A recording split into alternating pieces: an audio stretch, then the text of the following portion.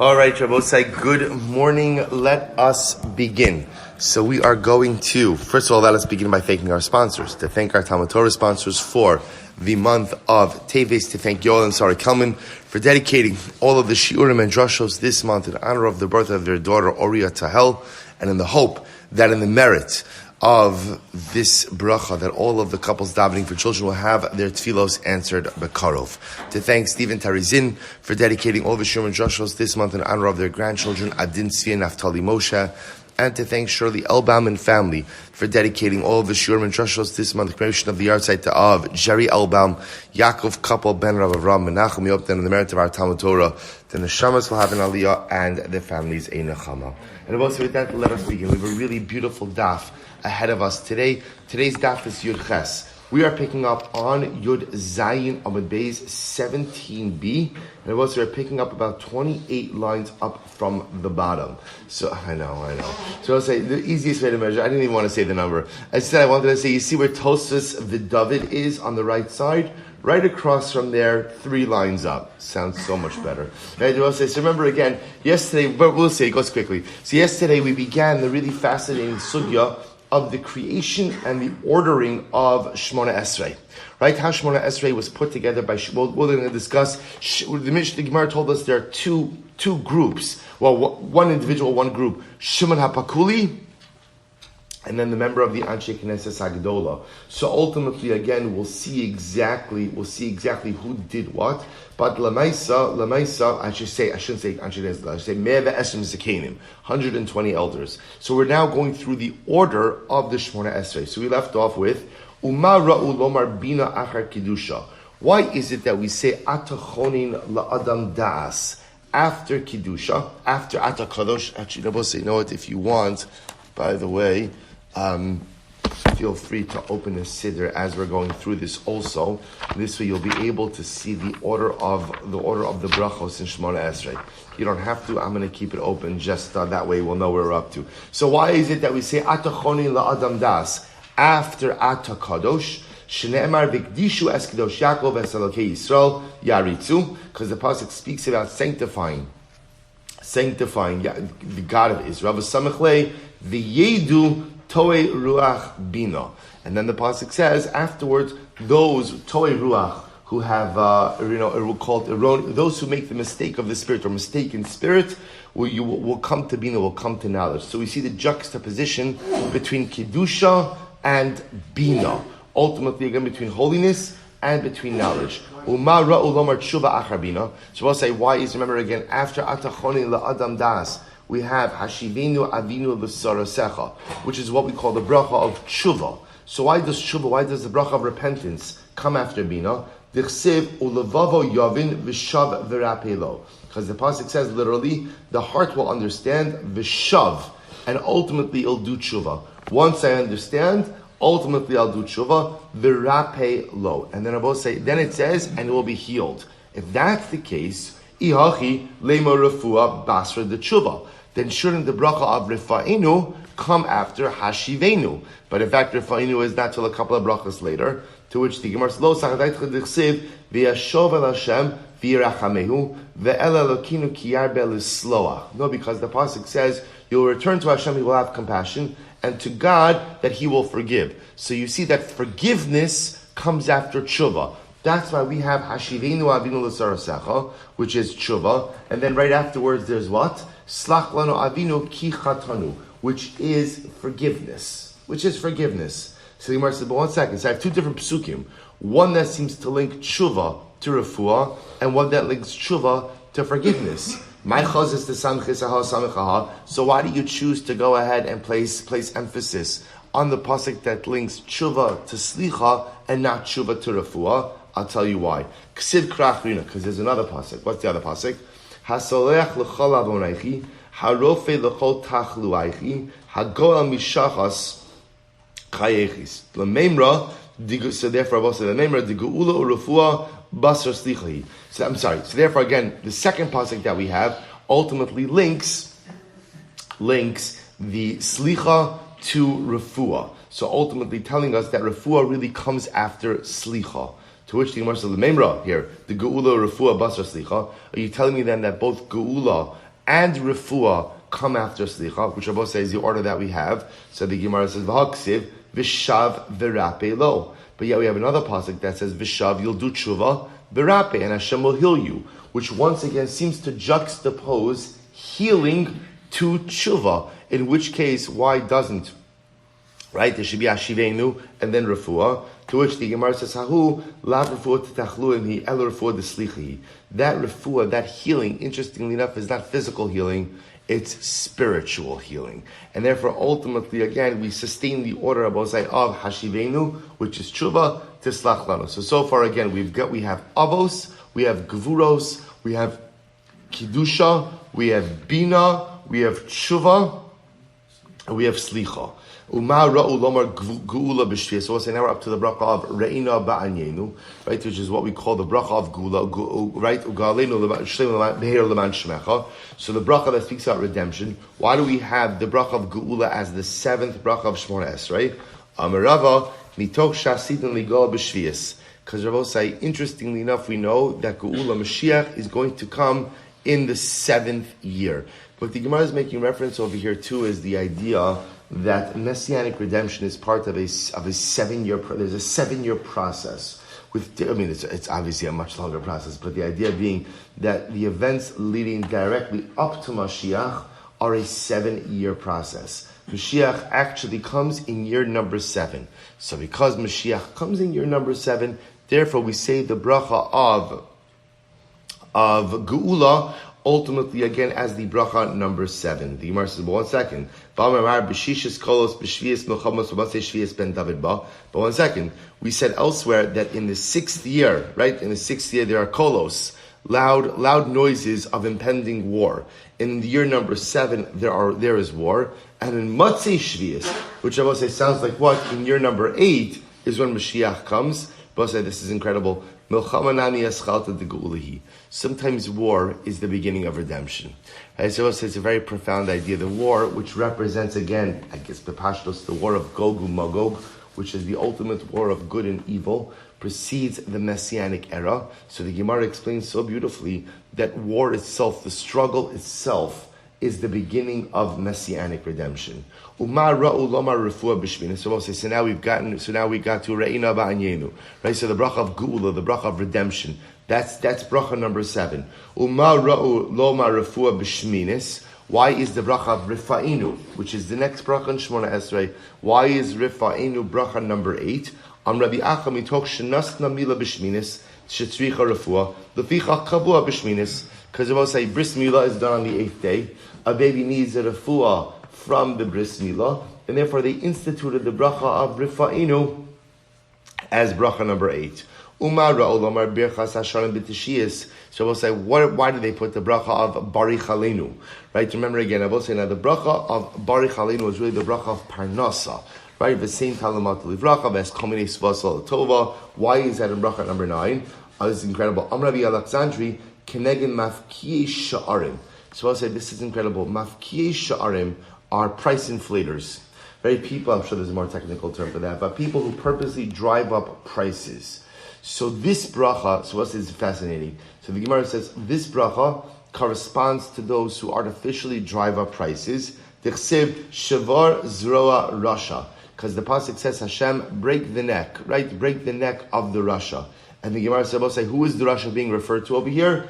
Those who artificially inflate prices, making life much more difficult for the common man.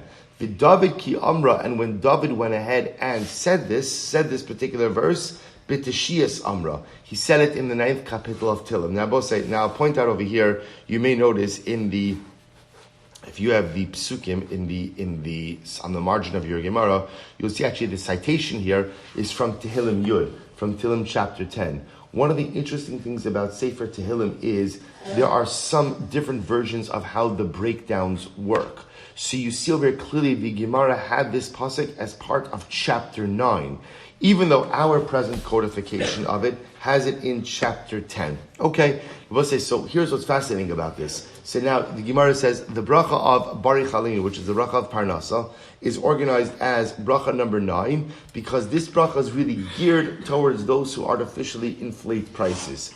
So I will say, how is this bracha corresponding to, again, you know the bracha, Baruch Hashem Kenas Hashanah Azos, Ves Kominis V'Lasal Tova, the same Talmud Livracha, and this bracha we're asking Hashem, give us Parnasa. How does this correspond to the price inflators? Because it was like, why does a person artificially inflate prices? In order to make more money. But the truth is, they're doing that in a way that adversely impacts other people. The only time you earn your Parnasa by adversely impacting other people is if you don't really believe in HaKadosh Baruch Hu. Because if I believe that the Ribono Shel Olam is the one who gives me my Parnasa, I recognize that anything I'm going to do that's going to hurt someone else is not going to leave me with long-term gain.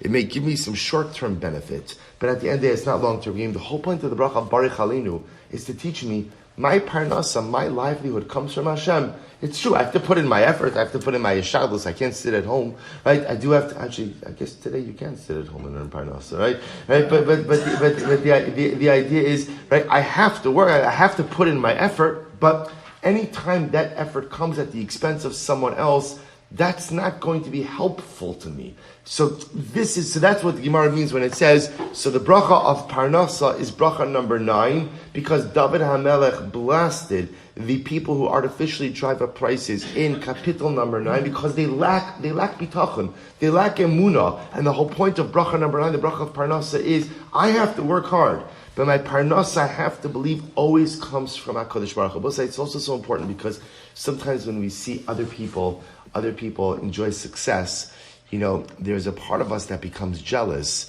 And deep down what that jealousy is, because we feel like if that person has more, I have less. There's like a pie, and if you get a bigger piece of the pie, I have less of the pie.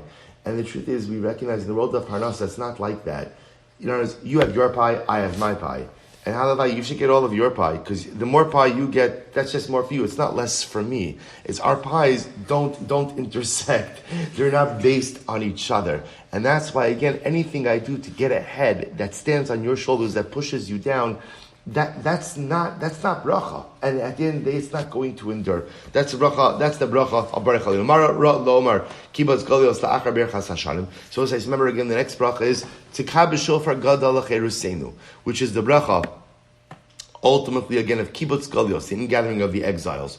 Why is that said after what we call birchas hashanim, which is the bracha of Parnasa? D'chsev v'yatem hari Yisrael anpeichem titnu uprechem tisu la'ami Yisrael ki karvu lavo. So good, of course, because the pasuk juxtaposes these two themes. V'cheva sheniskabtzu golios. So I will say, so remember again, so tikah b'shofar gadol l'cheruseinu is the ingathering of exiles. Right after that, hashiva shoftenu kivarishona. Right after, ultimately again, right after Kibbutz Galios, what do you have? Na'aseh din b'rishoyim.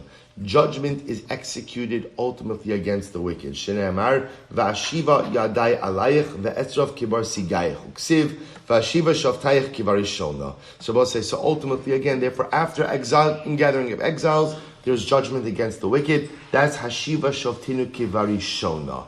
So the Gemara says, "V'cheva din b'rishoyim," and after ultimately again you have the din b'rishoyim. So the Gemara says, "Kalu aposhim v'kol al zaydim imoim." Then v'lamashinim al sihi sikva. Once there's judgment, the wicked cease to exist. That's the bracha of v'lamashinim al tihi sikva v'chol harish'a kirega sobei. All wickedness should simply cease to exist. Shneimar v'sharab sham v'chatam yachtov. Yichalu v'chevon shekalu aposhim, and once the wicked are removed, what happens? Ultimately, again, misromemes keren tzadikim. Literally, again, the keren, the horn of the righteous is uplifted. Rabosai, that's ala tzadikim v'ala chasidim v'azikni amcha beis Yisrael. So ultimately, again, the wicked are uplifted when the righteous are uplifted when the wicked no longer exist. Tichsiv v'chol karnei risham agadet ramamna karno tzadikim v'kol al gerei tzedek im tzadikim, and together with the tzadikim, the gerei tzedek are also uplifted. Shneimar mipnei seva takom adarta pnei zakim v'samachlei v'chi yagar itchem ger v'hecha misroemes kamam. And I will say, where is the horn of the righteous lifted? Ultimately, again, b'Yerushalayim. And if Rabbi said the next bracha is b'Yerushalayim ircha berachamim tashuv, the restoration of Yerushalayim. So what is incredible? Where ultimately again are the righteous fully uplifted? The righteous are truly fully uplifted in Yerushalayim HaKodesh. Shnei Amar, Shalu Shalom Yerushalayim, Yishlayu Ohavayich. V'cheva Shenivnas Yerushalayim, and once Yerushalayim is rebuilt, Ba David. Interestingly enough, then David HaMelech, right? David comes. Shnei Amar, because I will say, what's after the bracha of Yerushalayim, Ircha Barachim in Tashuv? Es Semach David Avducha Meiras Atzmiach, which is the bracha, the request for the restoration of the Davidic monarchy. So Moshe said, I just want to point out, often when we see Bad David, we think that refers to Mashiach.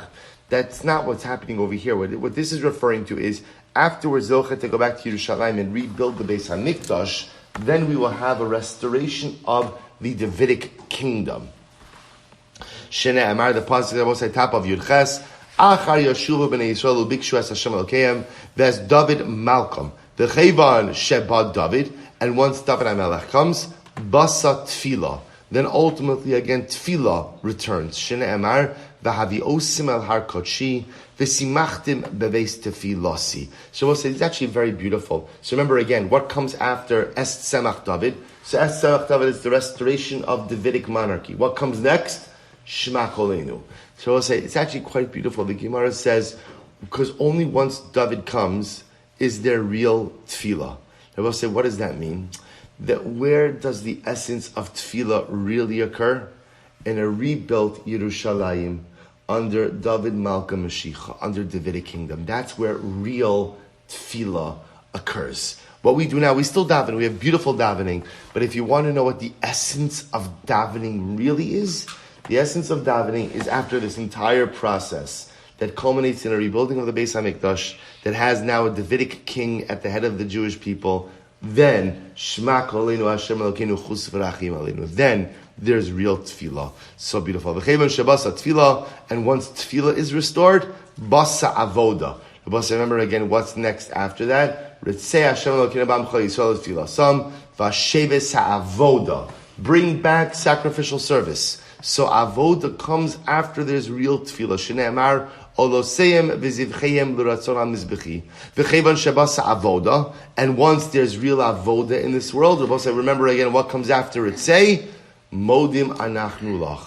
Hoda'ah, gratitude. Once Shabbos, it's such a beautiful idea. Think about this entire progression. You have the judgment of the wicked, right? The obliteration of the wicked, the uplifting of the righteous, the return, the restoration of Din, the return to Yerushalayim, the rebuilding of the Beis HaMikdash, a restoration of Tefillah, a restoration of Avoda, Karbanos, and then, what do you have?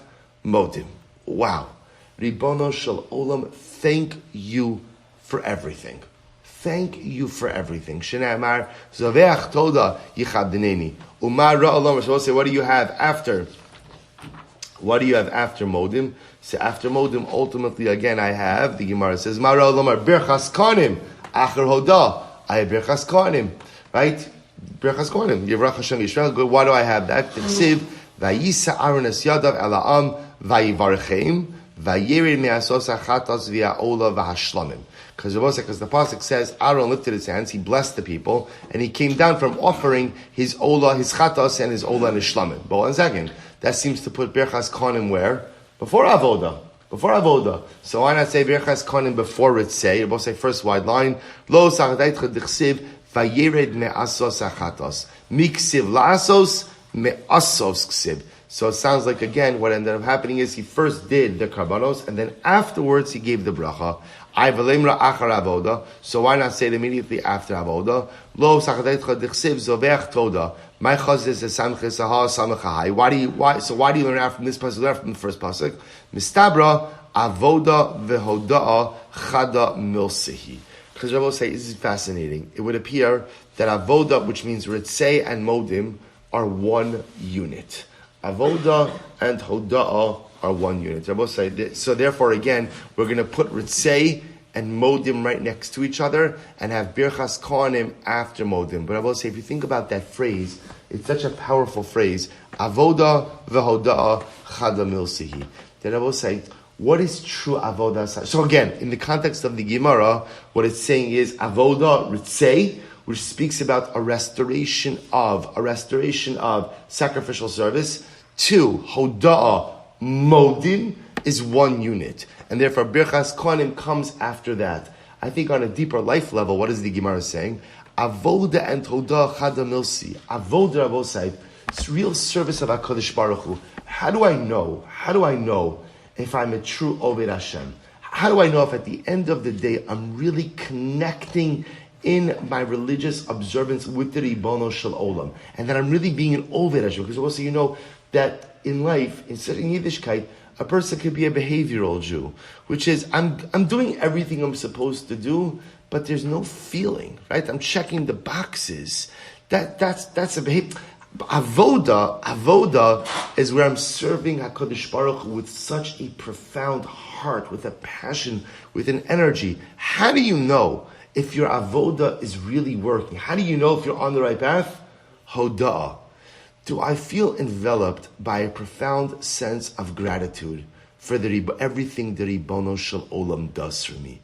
Because the most beautiful part of Avodas Hashem is that we open our eyes and I say, like, wow, HaKadosh Baruch Hu really takes care of me.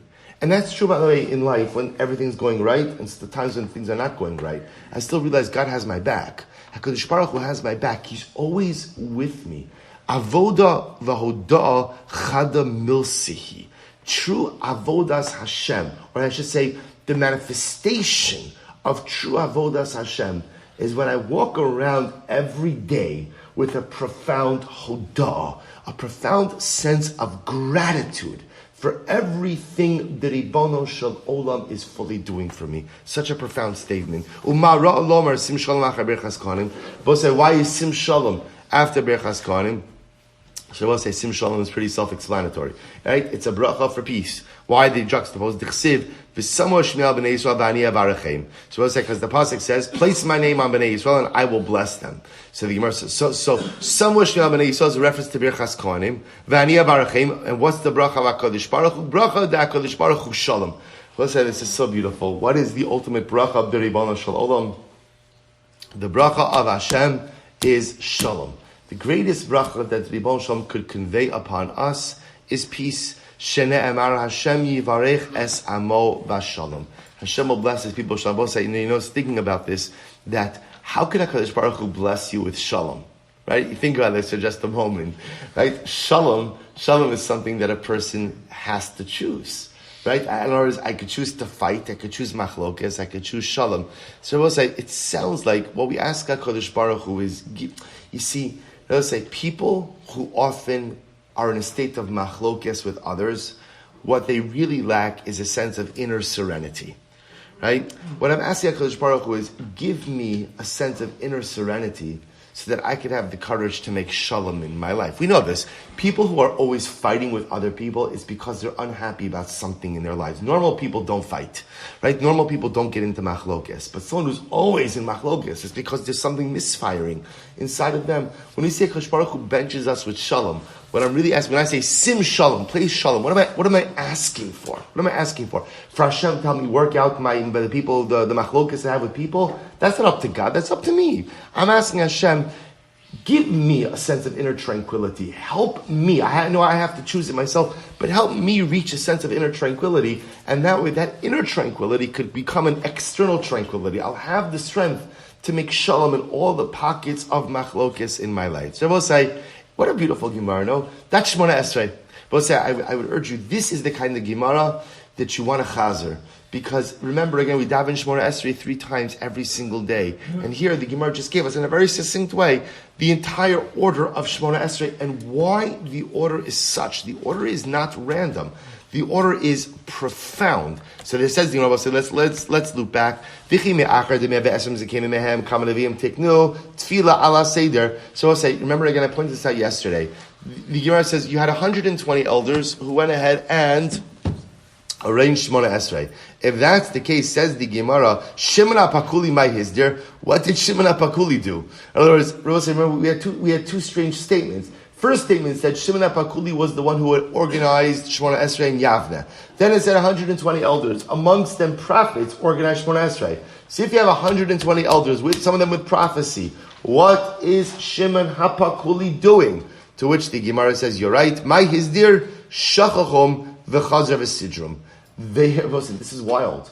There was a time when Shemona Esrei was forgotten. It was forgotten, right? Or the order was forgotten, something was forgotten, and Shimon HaPakuli was the one who came along and Chazer v'Sidram, right? He reminded everyone and, I guess re-energized the order. Therefore, again, he's called the codifier of it. Mikan ve'elech, so we'll say one Shemona Esrei ultimately is organized. Asr l'saper b'shvach shel HaKadosh Baruch Hu. I will say you are not allowed to add on to the praise of the Ribono Shel Olam. Now remember, when it says you can't add on to the praise, what that means is we don't add anything to Shemona Esrei. We're done, right? We're locked in, we're done, right? We don't add on anything more formal, call it, we don't add on any more formalized or institutionalized praise to HaKadosh Baruch Hu. The Gemara says, so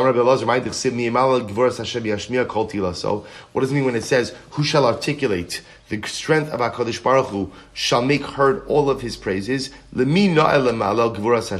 Who should speak about the strength of Hashem? Only a person who is capable of articulating all of his praise. In other words, Rabbi say, what this means is as follows. What this means is, it's at a certain point in time, it's the law of diminishing returns, right? In other words, that when I praise HaKadosh Baruch Hu, there's no way I could capture the entirety of his greatness. So Chazal did their best. Chazal instituted certain tefilos. But at a certain time, if I add on to that, adding on to it is like diminish. It's like going over to a very wealthy person. Jeff, you go over to Jeff Bezos. I heard you have a couple of shekel to your name. That doesn't make sense, right? That doesn't make sense because he's so wealthy that, I say, I heard you have some money. It demeans the true nature of his wealth. So the Gemara says to add on more praise actually highlights the incompleteness of the praise which we could offer to HaKadosh Baruch Hu. So therefore, we use what Chazal have and we don't add on to it. So it says the Gemara, Amar Rav Rav Yochanan, Hamasaper b'shvach shel HaKadosh Baruch Hu yoser midai nakam min ha'olam. Someone therefore who praises Hashem too much, this is interesting, is uprooted from the world. Shne'amar hayisuper lo ki adaber im amar ish ki yivla. So we'll say again, what this means is we should spend all day praising HaKadosh Baruch Hu. What it means is building on to the praises that that Chazal gave us. Chazal gave us a good framework. Use that framework. Can I use my own words? Of course. But here what they're talking about is someone who tries to add on to Shemona Esrei. That's not going to work out well. Dar Shabi Yehuda, Ish Kfar Gvarya, Farmile Ish Kfar Gibar, Gibar Chayil, Mai Dechsiv, L'chad Dumya Sila. So I'll say this is incredible Gemara. What does it mean? I'll say, so now listen to this. We just got finished talking about Shemona Esrei and everything we're supposed to say, and don't add on too much. So the Gemara said, listen to this pasuk. L'chad Dumya Sila. To you, silence is the best praise. Silence is the best praise. So what does Moshe say? This is profound. Sama de kula mishtuka teaches us the best remedy in life is silence. Best remedy in life is silence. Rav Dimi said, Amri b'ma'arava mila b'sela. If a word is worth one sela, mishtuka b'train. Silence is worth two. I will say a very, very profound Gemara.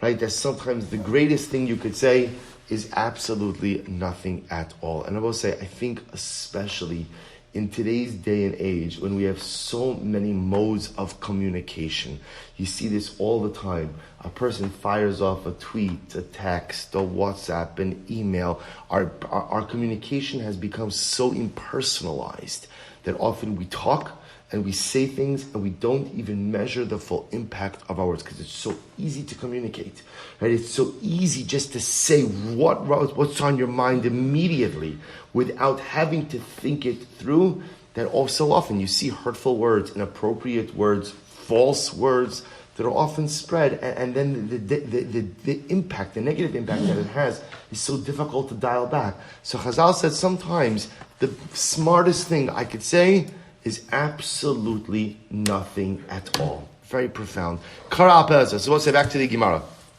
Or back to the Mishnah. So the Mishnah said if you read the Megillah al peh, right? If you read the Megillah by heart, not from a text, you're not Yotzei. Says the Gemara Minalan, how do you know this? Amar Rava Asi Zechira Zechira. Make a Gzir Shav of Zechira Zechira. Ksif HaChava Yamail Niskarim. Says over here by the Megillah, these days shall be remembered. Uksif Hasam Ksavzos Zikaron Vasefer. And by the war with Hamalek, ultimately we are commanded, ksavzos, write this down, zikaron basefer. Malahalon basefer, just like in the Torah, the war with Amalek is recorded in a sefer, in the Torah. Afkan basefer, so too the Megillah is recorded in a sefer. So the Gemara says, okay, that's fine. I understand the Megillah is supposed to be written down, but umimai dahai zechira kriyahi dilma iyun ba'alma. Maybe, therefore, zechira just means what? You have to look in the scroll. Who says you have to read it? Who says you have to read it? To which the Gemara says, lo sa'adaytcha d'chsiv zachar. Yachol balev. The pasuk says when it says to remember that which Amalek did to you, you might have thought this is just a cognitive remembrance in the heart. So the Gemara, okay, in the mind. Kishu omer lo sishkach harei shichachas halev amar. No, when it says lo sishkach is the cognitive part. Don't forget. So the Gemara says hamani makayim zachar. What does zachar mean? Bepeh. Zachar means to read it. So therefore, we'll say it turns out that ultimately, again, really Zachar means two things. Number one, to write it down, and number two, ultimately to read it. So that's how we know that the Megillah has to be written and has to be read from the actual scroll itself. Kara Targum lo yatsa. So we'll say this is interesting. So the Mishnah said if you read it in Targum, right, you're not Yotzei. Targum means Aramaic. You read a Megillah in Aramaic, you're not Yotzei. The Gemara says, okay, what's the case? Heichi dami. Ilema dilma diksiva mikra v'karli targum hainu alpeh. So we'll say, if the Megillah is written in Hebrew, but instead of reading in Hebrew, you read what? You read in Aramaic. Of course you're not Yotzei. What is that? What is that? That's called reading it by heart. To which the Gemara says, lo tzricha diksiva targum v'karli targum. No. What's the case? The case is where you actually wrote a Megillah in Targum, right, written in Aramaic, and you read it in Aramaic. The Mishnah says you're not Yotzei. Now we'll say, here's the problem. So the problem is that contradicts the next line in the Mishnah. Because what did the next line in the Mishnah say? Aval korin oso l'loazos balaz. But you can read the Megillah in other languages, assuming that what? A person understands the language in which you are reading it. So it says the Gemara, 1 second, Va'amrit kara b'chol lashon lo yatsa. But you just said before that if we read a Megillah in any other language than Hebrew, you're not Yotzei. So what's going on over here? So we'll also listen to this. Rabbi Shmuel Darmi Tarvayu Belaz Yevani. No, you are allowed to read a Megillah in another language. What's the only other language you're allowed to read the Megillah in? Greek. Heichi dami, what's the case? If it's written in Hebrew and you read it in Greek, that's obviously not going to work. Hainu al peh. That's reading the Megillah by heart. No. What are you allowed to do? You're allowed to write a Megillah in Greek and read it in Greek. So I will say, so ultimately, again, what the Gemara seems to be saying over here is there is a license to write a Megillah and read a Megillah in another language, but the only other language is Greek. So I will say, so again, we're going to come back to that in just a moment. How do you know, or say El, how do you know that HaKadosh Baruch Hu called Yaakov Avinu El? So the Gemara says, Shneimar, Vayikru lo El Elohei Yisrael. El, because ultimately, again, if you're thinking that the Yaakov Avinu called the Mizbeach El, Vayikra lo Yaakov Mibayle. Should have said Vayikra lo, Yaakov called it. Ela Vayikra lo Liyaakov El. Rather, who called Yaakov El? Umikaro El. So Elokei Yisrael. Ultimately, again, Hakadosh Baruch Hu. So we'll say it's just a little bit of an interruption over here, just because it's the same author of Elazar by Yaakov. So therefore, once we quoted one of his teachings, we quoted the second teaching, not really anything to do with the previous Gemara. Back to the Gemara. Meisvei, Kara Giftis, Ivris, Ilmis, Midyis, Yavanis, Lo Yatsa. So we'll say, yet the Brisa says that what? If you read a Megillah, these are all different languages. Giftis, Ivris, Ilmis, Midyis, and Yavanis. What we're focusing on over here is Yavanis. So the Gemara said, if you're a Megillah in Greek, you're not Yotzei. We just said before, you are Yotzei. Halo Damya Elalaha. Giftis legiftim. Ivris le'ivrim, ilmis le'ilmim, yevanis le'yevanim yatsa. Oh, I will say, what can you do? When the Brisa said you're not Yotzei, that means, I will say, if I don't speak giftis, right? But I read the Megillah in giftis, I'm not going to be Yotzei. But someone who doesn't understand giftis and reads a Megillah written in giftis, he's Yotzei. And someone who reads a Megillah, someone who speaks Greek and reads a Megillah in Greek is Yotzei. Here's the problem. So we'll say ihach, which by the way supports the reading of the Mishnah. Because what did the Mishnah say? The Mishnah said korin l'lazos bulaz. You could read the Megillah in a foreign language, provided that what? you speak, you understand that language. But here's the problem. Ihochi Rav Shmuel amay mukmi lo lemasnisin belaz yivanis. Lukma b'chol laz. If that's the case, why do Rav and Shmuel interpret the Mishnah as only referring to Greek? It should actually refer to any language. Ela masnisin kibraisa v'chi itmar de Rav Shmuel ba'alma itmar. Ultimately, again, Rav and Shmuel are actually commenting on something different. What are they commenting on? So Rav Shmuel Damri Tarvahu laz yivani lekol kosher.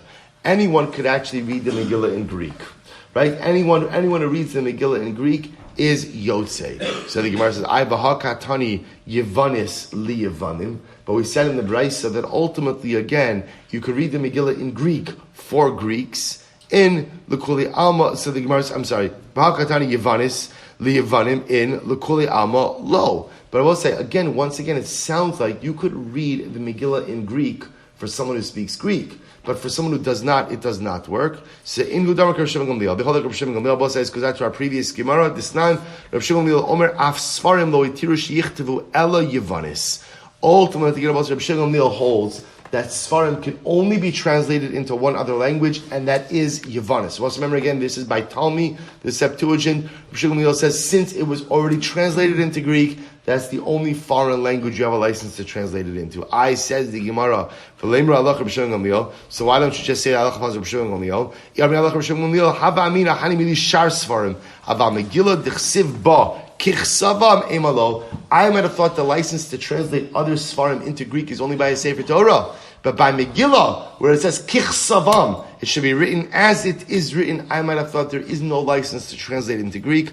Kamash malan. So we'll say, so how do we paskin? Because this is an interesting shayla. So here's what I know. I know that Allah Lamaisa, as we're going to see, actually, let's just finish the next section. But I will say, if you don't speak a word of Hebrew, but you hear the Megillah read in Hebrew, what's the halacha? What's the halacha? You're saying, but says beautiful Gemara, if I don't speak Hebrew, I have no idea what the Megillah is talking about. So which the Gemara says, Midi dehavi anoshim ame haaretz. This is interesting. Obviously, you could be Yotzei with a Hebrew reading of the Megillah because you always have people who don't know what we're talking about. I was about to say, right? In any given time in Shul, there's somebody who doesn't know what we're talking about, right? So in other words, this is true with every Kriyas Torah, it's true with every Kriyas HaMegillah. So Maskif la Ravina, but 1 second. So Ravina says, after all, Anon ha'achashtarnim b'nei haramachim mi Adin. So I'll say this is great. Ravina says, by the way, there are words in the Megillah which we have no idea how to translate them, right? Ha'achashtarnim b'nei haramachim. Anyone know what that means? Right? How do you translate that? Ela mitzvah kriya, mitzvahs kriya persume nisa. Rather, I will say the mitzvah of the Megillah is ultimately again to read it and to publicize the miracle. Hachanami mitzvahs kriya upersume nisa. I will say, so what does this mean? What's their persume nisa they're referring to? We look at Rashi. It's quite beautiful. Rashi is persume nisa. Even though you might not understand everything you hear, so we'll say,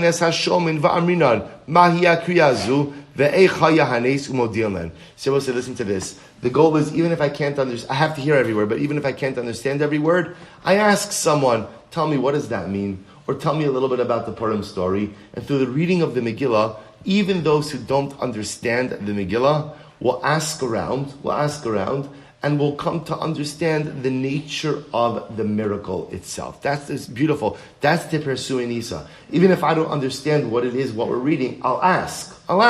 And someone will tell me, even if they don't know the translation of the word, they'll tell me the story, they'll tell me the miracle, and that's the Persuin Nisa. So both say, I'll point out, so first of all, so how do we paskin? So working backwards, we know that Allah Lamaisa, if you are reading a Megillah in Hebrew, and you hear it in Hebrew, and you have no clue what's being said, are you Yotzei? Absolutely. What about this idea of writing a Megillah, or write in a different language? So in fact, the Shulchan Aruch paskins over here, in Taf Reish Tzadik Siftas, Haisak Suva Targum, Obelash Nacharis Midashana Sa'akum, Lo Yotza Yedei Chavasa Bekriyasa, Ella hamakir osa haloshin bilvan. We'll say the halacha is you can actually write the Megillah in a foreign language, right, and read it and be yotzei as long as you know that language. So remember again, Hebrew, or what we'll call Ashuris, is the universal language. That works for everyone, no matter what your level of comprehension. Even if you don't speak a word of it, you're yotzei. But at the end of the day, you could write a Megillah in foreign languages, as long as you understand that language. So that's how Shulchan Aruch paskins. Halacha l'maaseh correct in any other language as long as you speak. El hamakir osa lashon bilbad. Good. There's more to it, but that's the basic halacha. Let's go back there. Kara seirigin lo yatsa. Sorry, kara seirigin yatsa. We'll say if you read the Megillah seirigin, you're yotzei. So the Gemara says, lo, this is great. Lo havi yadi rabbanan my seirigin. The rabbis did not know what. So we had this Gemara in Rosh Hashanah. The rabbis did not know what seirigin meant. They didn't know what the word meant. So listen to this. Shamu ala amsa de Rebbe. So we'll say they heard the maid servant of Rebbe. Now there's a lot of stories about the maid of Rebbe, who was a very pious woman. So they heard this, the servant of Rebbe. Listen to this. The ka'amr le rabbanan dahavi aile paski lebe Rebbe. Admase atem nichnasen seirigin. So what happened? So Rebbe was having shared his house. And apparently the students were coming like in groups. So she said, why do you keep coming seirigin? Right? Why don't you all just come at the same time? So they understood from what does seirigin mean? Seirigin means in pieces. So we'll say, what does it mean to read the Megillah seirigin? We'll see in just a moment. It means you read, you pause. You read, you pause. You read. And they discovered the meaning of this through the jargon used by the maid servant of Rebbe. So the Gemara goes back. The Gemara says, Lo yahavi yadi rabbanan my chalug logos. So the Rabbanan did not know what is chalug logos. So both say this is a vegetable that is mentioned in the Mishnah, but the rabbis had no idea how it translated. Shamula amsa de Rebbe de amrla lahal gavra dava kamavara parpechini. So they heard the maidservant of Rebbe who was speaking to a guy who was spreading out purslane. Admosai atam mefazer chalug losecha. How long are you going to keep spreading out your chalug losecha? So they understood that it's purslane. My salsala to Rama Mecca. The rabbis did not know the meaning of the phrase salsala to Rama Mecca. So what happened? Shamor dam said the Rebbe. Davis Amrlahu Gavra Dava Mahapich Bemazye. They heard the maidservant of Rebbe speak to a guy who was curling his hair. Amrle Ad Masay Atam Salsel Bisarecha. How long are you going to go ahead and beautify and curl your hair? So they understood the word salsala meant to curl. Lo Havya Dirabanan My Hashlei Hashem Al Yahavcha. They didn't understand what's the meaning of the pasuk. Place on Hashem Yahavcha. What does Yahavcha mean? Amar Barachana Zimnacha Hava Azilna Bahadida Hautaya. So let's listen to this. Now this is not the maidservant of Rabbi. Rabbi Barachana said, one time I was traveling with an Arab merchant, Vikadarina Tuna, and I was carrying a load. Amar Li, the merchant said to me, Shakul Yahavcha Vishadi Agmaloi. Take your load and put it on my camel. So Yahav, Rabbosai, means your burden. Hashlech Yahavcha Hashem. Such a beautiful pasuk. Place your burden on Hashem, Kodesh Baruch Hu will take care of you. So the Gemara goes weiter. Hashmeid. So the rabbis did not know the meaning of the pasuk in Yeshayahu that literally said V'tata aseh b'matate hashmeid. What does it mean? Shamu ala amsa de bei Rebbe dahavas amr lechaverta. They one time heard the maidservant of Rebbe who said to her friend, Shakule tata isa v'tata besa. Take your broom and sweep the house. So Ta'aseh means broom. Means right to take a broom and to sweep. So that's how Kodesh Baruch Hu Kiviyachol speaks out the punishment of Klal Yisrael. Sweep you to the side. So we'll say, just what's the point of these Gemaras? So first of all, again, we come to see what the definition of Seirigin is. I will say the point of these Gemaras is a very simple yisod. Eizehu chacham halomed mikal adam. Who is wise? One who is able to learn from every single person. Rabbi say, there is something to be learned from every person. There's something to be learned from the Arab merchant. There's something to be learned ultimately again from the maidservant. Don't think that wisdom simply, don't think that the wise have a monopoly on wisdom. Right? Wisdom is found everywhere. You just have to have your eyes open and I have to be humble enough to be able to take it in from wherever I see it. Such an incredible yisod. Tanah Baran. Kara Seirigin Yatza. If you read the Megillah Seirigin, your Yotzei. Seirusin lo Yatza. But ultimately, we'll say, now what's Seirusin? Rashi says is Limafreya. So if you read the Megillah, we'll say, so now Seirigin, here's what I know. I stop, I read, I pause, I read, I pause, you're Yotzei. However, if you read the Megillah Mafreya out of order, you're not Yotzei. Says the Gemara, Rav Muna Amar Mishum Rabbi Yehuda, Af B'Seirigin, Rabbi Muna says, even B'Seirigin, Im Shakidei Ligmar Askula Choz L'Rosh. So what's very interesting? Rav Muna says, 1 second. Even by Seirigin, it depends how long you pause for. In other words, if I read and then I pause, and the pause is what? Such a long pause that I could have read the entire Megillah during that pause, then at the end of the day I'm not yotzeg. Why was it? Because Ramuna's logic is, if you pause for too long, then what? Essentially, you disrupt the connection between that which you read before the pause and that which you read after the pause. So it says the Gemara, and if that's the case, if you pause for too long, you need to start reading the Megillah from the beginning. Amar Rav Yosef, halacha k'Ramona. Rav Yosef said halacha pas Ramona, namely that although you're allowed to pause during the reading of the Megillah, but if you have such a long pause that it's the amount of time that it would take to read the Megillah in its entirety from beginning to end, then halacha l'maisi you have to start all over. So the Gemara says, Amar Rav Yosef halacha Ramona, Shamar Mishum Rav Yehuda, Amar Abaye Rav Yosef, Kadei ligmor askula mehechad dekay l'seifa. When Ramona says that if you pause long enough to finish the Megillah, what does that mean to finish the Megillah? To finish from where you are to the end, or to finish a reading of the Megillah from beginning to end? No, Ramona meant you paused long enough to finish from the beginning to the end. Why? Because it will say otherwise, if it's from where you paused, then what? That becomes a subjective shear. And in halacha, we don't like to have subjective shiurim. So what Ramona is saying is, you could pause when reading the Megillah, but if you pause long enough so as to go ahead and finish the Megillah, you pause long enough, that pause that you could have read the entire Megillah from beginning to end, ultimately you have to start over. So Amarav, halach kerimona, the halacha was Ramona. Shmuel says no, in halacha kerimona, the halacha does not follow Rabbi Mona. Besura masnuhachi, in surah they had this version of the machlokes. Bepompadisa masnuhachi, Amarav kana Amarav halach Rabbi Mona. In Pompadisa, also the version was you had Rav saying the halacha follows Rabbi Mona. Ushmol Amar ein halach Rabbi Mona. Rav Bibi masni ipcha, and Rav Bibi says just the opposite. Rav Amar ein halach Rabbi Mona. Ushmol Amar halach Rabbi Mona. Shmuel says also. So we'll say again. So Rav Bibi had a different version. Rav said the halacha is not like Rabbi Mona. Shmuel said the halacha is like Rabbi Mona. Amar Rav Yosef nokot de Rav Bibi biadech. I like Rav Bibi's version. Why? The Shmuel hu dechaysh liyechidah. Because Shmuel is often the opinion who takes into account individual opinions. So I like the idea, I like your version that says, Shmuel says, Talach Val's Rabbi Mona. We'll say, where else do we see Shmuel taking into account an individual opinion? There was, listen to this, Tisnan, Shameres Yavam Shekidesh Achib Es Achoses. We'll say it's an interesting case. Here's the case. Ruvain dies. Ruvain dies without children. Right? So now remember again, there's a mitzvah of Yibum for his widow. Ruvain has three brothers, Shimon, Levi, and Yehuda. And we'll call the widow right now, for our example's sake, Rachel. It's good Yavamis coming attractions, right? Rachel. So what happens? So now, Rabbi say it happens to be, so now the three brothers have an obligation for Yibum. It happens to be, however, Shimon really wants to marry Rachel's sister. So Rabbi say, so now listen to this. So Shmuel says, Shomeres Yavam Shekidesh Achav Esachoso. Let's say now Shimon goes ahead and does Kiddushin with Rachel's sister Leah.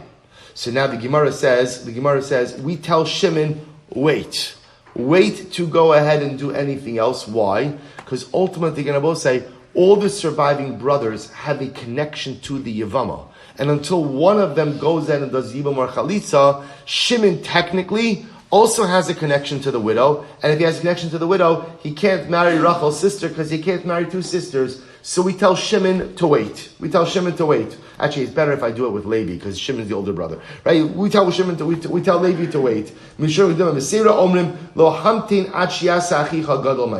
Right? Ultimately, Rabbi Yehuda says that halacha l'maisa, we tell him to wait. Even though Rabbi said there's an older brother than him. And even though, again, Yibum really devolves upon the older brother, we view all three surviving brothers, as having a connection to the Yavama. Shmuel says, Allah Rabbi Yehuda ben Beseira.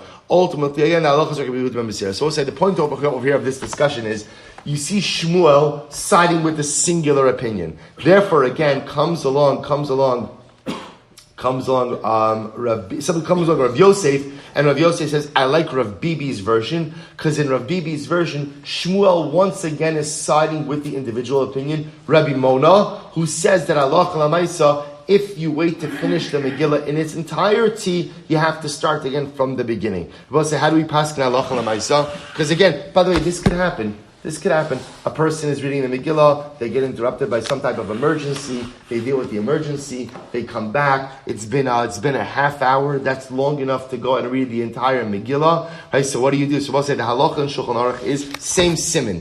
Tafresh Sadikei, Kara Seirigin, Dainu Shepasak Ba B'Shava Achar Chazar L'Makom Shepasak, Afilu Shakadei Ligmar Eskula, Yatza. Rabbi said we do not paskin like Rabbi Mona, and therefore halacha l'maisa, even if you went ahead and paused. Now, we'll say the truth is, there's a difference between pausing and actual active hefsek. We're not going to get into that right now. But halacha l'maisa, the Shulchan Aruch paskins, that even if you paused long enough to finish the entire Megillah during that pause, you're still yotze. You could continue where you left off, and halacha l'maisa continue for it. I'll just point out, it's interesting, even though we don't paskin this way lahalacha, we do paskin this way lahashkafa. Meaning what Rabbi was saying, sometimes when you start something and you pause too long, you have to start all over. Rabbi was saying, you see this with a book, right? If you start reading a book and then you don't put it down, right? You put it down for a couple of months. So a lot of times you're like, I have no idea what happened. I have to start again. I will say it's an incredible metaphor for life also. Sometimes I start something, and then I pause. And I pause for a variety of reasons. When I decide to resume, very often it's hard to really pick up where you left off. Rather, I have to start all over. That's why in life, if you start on something that's important, and it's important enough to get it done, don't stop until it's done. Because sometimes once you stop and once you pause, especially if you pause kedei ligmar es kula, enough time to have started and finished, often chos l'rosh. You have to start all over. Right? So we'll have to stop over here for today. We'll pick up Emir Hashem here tomorrow. We're totally running on schedule. Do not worry. Emir Hashem tomorrow we'll catch up with the cycle. Shkayach, everyone.